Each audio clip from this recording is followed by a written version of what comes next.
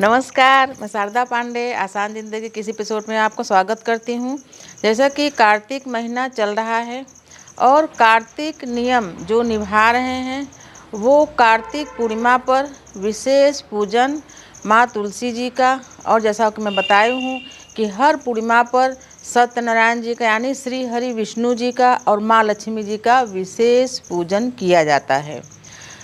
तो इस बार क्योंकि ग्रहण लग रहा है, तो जैसे कि दीपावली पर्व मनाया गया है 14 पर, उसी तरीके से यानी ग्रहण सूर्य ग्रहण जो निकला है तो वो अमावस के दिन लगा था, तो इसीलिए 14 को ही दीपावली मना ली गई थी। इसी सिलसिले में ये भी पर्व यानी जो कार्तिक पूर्णिमा जो पर्व आ रहा है, जो पूरे कार्तिक स्नान करके माँ तुलसी मैया को जल दान किए हैं, दीप दान किए हैं, तो विशेष पूजा पूर्णिमा पर करते हैं तुलसी मैया जी का। और जो व्रती व्रत करते हैं यानी जो जो पूर्णिमा होती है, स्नान दान पूर्णिमा एक दिन बाद में पड़ती है, व्रत पूर्णिमा एक दिन पहले पड़ती है। तो व्रत पूर्णिमा इस बार 14 नवंबर को सोमवार को पड़ रही है। तो ये सभी पर्व यानी कि जो विशेष पूजा होती है वो 8 तारीख को होता, लेकिन ग्रहण लगने के कारण ये पूजा 7 तारीख को सोमवार को अश्विनी नक्षत्र में किया जाएगा। तो पूर्णिमा 7 नवंबर 2022 शाम को 4:15 से पूर्णिमा तिथि लग जाएगी, जो अगले दिन 8 नवंबर मंगलवार 2022 को 4:31 तक पूर्णिमा तिथि रहेगी।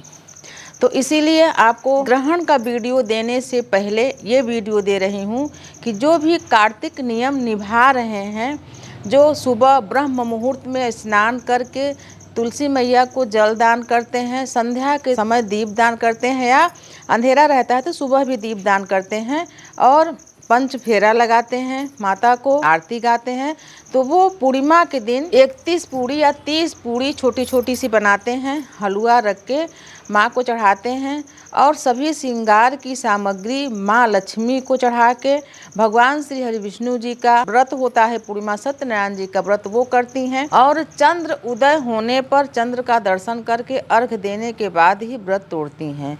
तो मैं आपको विशेष जानकारी देने जा रही हूँ, इस वीडियो को पूरी तरीके से पूरा वीडियो देखें, नहीं तो आप ये सोचेंगे कि आप 8 तारीख को व्रत करेंगी, पूजा करेंगी, जो भी कुछ करेंगी तो आपका सब हो जाएगा बेकार। जैसे कि अभी बहुत ढेर सारे कमेंट आ रहे हैं बहनों का जो पहली बार व्रत शुरू करने वाली हैं, फिर हमारा वीडियो देखी तो बोली मैं पंडित जी से पूछी हूँ, गांव वालों से पूछी हूँ, लोग बोलते हैं रह सकते हैं। ऐसी बात नहीं है। अगर कोई हम शुभ और मांगलिक कार्य, सब शुभ और मांगलिक और धार्मिक कार्य हैं, किसी चीज़ का शुरुआत करना, तो शुरुआत आप बिल्कुल नहीं कर सकती हैं। तो उसी प्रकार से मैं सब बताया कि आप शुरुआत नहीं कर सकती, क्योंकि अब ये सब दीर्घ काल तक व्रत रहे जाते हैं। षष्ठी का व्रत हुआ, तीजा, करवा चौथ, बहुत सारे लोगों को मैं करवा चौथ भी मना करी कि इस साल मत रहो। तो दीर्घ काल तक आपके व्रत में, पूजा में कोई विघ्न व्याधा ना आए, और आप जिस मंगल का संकल्प करके व्रत कर रही हैं वो आपका मंगल पूर्ण हो। इसलिए व्रत हमेशा जागृत ग्रहों की अवस्था में ही करनी चाहिए। तो आपको फिर बता रही हूँ कि आप लोग जो 1 महीने तक तपस्या करें हैं तो उसका फल भी आपको उचित मिलना चाहिए। ये नहीं कि आप ग्रहण में ही पूजा उद्यापन करने लगें। आप ध्यान दें, जागृत हो जाएं। तो आपको बता रही हूँ कि आपको जो पूर्णिमा का व्रत करना चाहते हैं वो 7 नवंबर को सोमवार को शनि नक्षत्र में ही पूजन करेंगे। व्रत जो पूर्णिमा का व्रत करते हैं वो व्रत भी करेंगे। तुलसी मैया का विशेष पूजन, 31 पूड़ी बनाए छोटा छोटा सा, उसमें हलवा रखें और पूजा करें तुलसी मैया का। सत्यनारायण व्रत कथा पढ़ें, माँ लक्ष्मी जी का पूजन करें। और क्योंकि सोमवार का दिन है तो सोमवार के दिन में आसपास पीपल हो तो माँ लक्ष्मी का विशेष पूजन पूर्णिमा के दिन किया जाता है, वो भी करें। और उसके अलावा जैसे आप जो व्रत रहते हैं तो उनका ये कहना है कि अगर हम व्रत रहते हैं तो पारण कब करेंगे, तो जो 7 तारीख को व्रत करेंगे पूजा तो कर लेंगे पूरी तरीके से, तो व्रत का पारण कब करेंगे, सूर्य उदय के साथ ही कलश वगैरह जो आप रख के पूजा करोगे, कलश उठा के तुलसी में जल डाल देंगे, क्योंकि तुलसी जी का ही पूजन हुआ है, भगवान श्री हरि विष्णु का संबंधित पूजा रहेगा। तो कलश हटा के और सूर्य उदय के साथ ही स्नान वगैरह करके कलश हटा के आप पारण भी कर लोगे। उसके बाद जैसे कि चंद्र ग्रहण अगले दिन 8 तारीख को लगेगा, तो चंद्र ग्रहण खंड ग्रास यानी कि पूरा चंद्र ग्रहण नहीं लगेगा, खंड ग्रास खंड में लगेगा, थोड़ा सा चंद्र ग्रहण लगेगा, फिर मोक्ष हो जाएगा। इसका भी वीडियो आगे दूंगी। तो ऐसे में 9 घंटा पहले सूतक लगता है और सूर्य ग्रहण में 12 घंटा पहले लगता है। लेकिन जब खंड ग्रास ग्रहण लगता है तो उसका ग्रहण का जो सूतक होता है उसकी अवधि आधी हो जाती है। तो यानी कि 9 घंटा नहीं तो 5 घंटा भी मान सकते हैं। तो चंद्र ग्रहण का समय शाम को है, तो आप सूर्य उदय के साथ जब पारण कर लेंगे तो आपका व्रत पूर्णतः माना जाएगा। तो मैं आपको बता रही हूँ कि जितने भी लोग कार्तिक पूर्णिमा का इंतज़ार कर रहे हैं वो 7 तारीख को व्रत करके विधिवत पूजन करें सत्यनारायण जी का, माँ तुलसी मैया जी का। और तुलसी का जो चौरा है वहाँ पर कन्याओं को, जो छोटी छोटी कन्याएं होती हैं उनको बुला के आसन पर बैठा के वो पूड़ी हलवा जो आप चढ़ाएंगे उसके अलावा भी पूड़ी हलवा चना की सब्जी ये सभी चीज़ें चौरा के आसपास बच्चियों को आसन में बैठा के तिलक करके उनको भोजन भी करा सकती हैं। शाम के समय जब पूजन करें, जैसे कि कहते हैं ना कि पूजन करें तो उसी समय भोजन भी कराना चाहिए, तो कन्याओं को भोजन भी कराएं और कुछ उनको दक्षिणा भी दान करना चाहिए कन्याओं को भोजन कराने के बाद। और आप दीपदान तो कर ही रहे हैं, पूरे कार्तिक में दीपदान कर रहे हैं।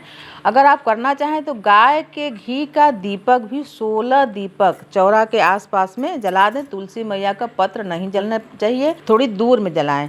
दीपक का जो लौ है, हमेशा आप लोगों को बताती हूँ, बोलते हैं दीपक का लौ कैसे रखें, तो दीपक का लौ जो बत्ती है वो साधक के सामने होना चाहिए, देवता के सामने नहीं। तो 16 दीपक आप चाहें तो जला लें, और नहीं तो 2 दीप जलाकर भी 2 या 3 दीप, एक भगवान श्री हरि विष्णु जी के नाम से, एक माँ तुलसी मैया के नाम से और एक महालक्ष्मी के नाम से 3 दीपक जलाकर भी विधिवत पूजन कर सकती हैं। उसके बाद जब ग्रहण लगेगा, यानी कि ऐसे बताई हूँ कि सूर्योदय के तुरंत बाद ही स्नान वगैरह करके कलश हटा के आप पारण कर सकती हैं नहा वहा के।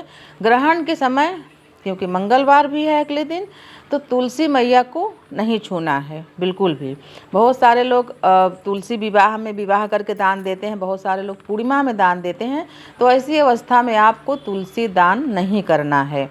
तो आपको सचेत कर रहे हैं कि आप सावधान हो जाइए, तैयार हो जाइए कि आपको 8 नहीं, आपको 7 नवंबर 2022 दिन सोमवार को आश्विनी नक्षत्र में ही पूर्णिमा का जो आप पूरे महीने का व्रत करें हैं उनके लिए जो विधि है वो 7 नवंबर को ही कर लेंगे, पूर्णिमा का इंतज़ार नहीं करेंगे।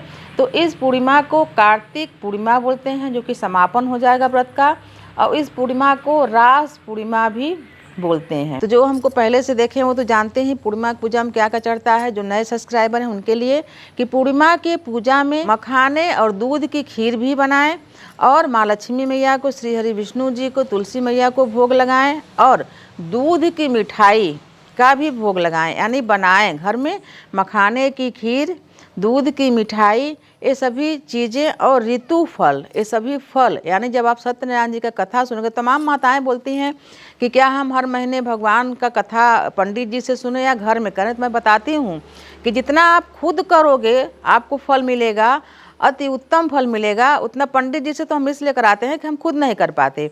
सत्यनारायण जी का व्रत कथा लें, चौकी में उनको स्थापित करें। जरूरी नहीं कि आप शालिग्राम का पूजा करें, श्री हरि विष्णु जी का फोटो हो उनको भी बैठाएं, कलश रखें और सत्यनारायण व्रत कथा अपने से आप कर सकती हैं।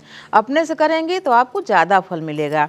तो मखाने की खीर बना के, दूध की मिठाई बना के, हो सके तो पंजरी और पंचामृत भी बनाएं और भगवान को शालिग्राम नहीं है तो कुछ घास से फोटो पर ही पंचामृत से स्नान करा के विधिवत पूजन करें भगवान जी का, और घर में सभी को प्रसाद बांटे। पूजन जब समापन हो जाए तो घर में जितने भी बड़े लोग हैं उनका पाँव छू के आशीर्वाद भी लिया जाता है। और चंद्र देवता को दूध का अर्घ दें, यानी जब चंद्र उदय हो जाए तो गैया का दूध हो, जैसे भी दूध आपके यहाँ आता है, थोड़ा सा जल मिलाएं, उसको अर्घ दें। और माँ तुलसी को और पीपल वृक्ष महाराज को भी, वैसे तो मैं अमावस्या में बोलती हूँ, लेकिन पूर्णिमा में भी मूल को दूध से सिंचित करें। मूल यानी जड़ को, पीपल के जड़ को भी और तुलसी को भी जड़ को भी दूध से सींचें। सुबह के समय में माँ लक्ष्मी को 16 श्रृंगार भी चढ़ाएं। 16 श्रृंगार चढ़ाने के बाद आपस में वितरित करें, जो आपके यहाँ महिलाएं हैं उनको भी दे सकती हैं। तो इस पूर्णिमा में आप विधिवत व्रत करें। आपके प्रश्नों का उत्तर मैं देती रहूँगी और आगे पूर्णिमा में जो ग्रहण लग रहा है 8 तारीख को, उसका भी विधिवत आपको वीडियो दूंगी। और बार बार बता रही हूँ कि जो शुक्र अस्त हुआ है वो 26 नवंबर को उदय हो जाएगा। तो उसके बाद से विवाह वगैरह सभी कार्यक्रम शुरू हो जाएंगे, लेकिन मुंडन और गृह प्रवेश मुहूर्त अभी नहीं है, वो 2023 में ही रहेगा। तो 26 नवंबर के बाद से जो भी व्रत आप, हफ्तावारी व्रत हो या आप कोई भी व्रत करना चाहते हैं, प्रदोष का, 16 सोमवार का, इधर आप एकादशी का, जो भी व्रत करना चाहता है वो व्रत शुरू कर सकते हैं। तमाम जो माताएं छठ का व्रत शुरू करना चाहती थी उनको मैं मना कर दी हूँ। उसके बाद उदय होने के बाद, शुक्र उदय होने के बाद आप सभी व्रत शुरू कर सकती हैं। तो जो ये कार्तिक पूर्णिमा है ये अति शुभ होता है। इसके पश्चात तुरंत एगहन महीना लग जाएगा। तो एगहन महीने में भी भगवान श्री बृहस्पति जी का, माँ लक्ष्मी मैया जी का, विष्णु जी का पूजन होता है, जिसको बोलते हैं एगहन गुरुवार। उसका भी वीडियो आसान ज़िंदगी में डला हुआ है और भी आपको नया वीडियो दिया जाएगा। तो चैनल को सब्सक्राइब करना न भूलें, चैनल को सब्सक्राइब कर लें, हमारे साथ बने रहें, देखते रहें आसान ज़िंदगी। तब तक के लिए नमस्कार।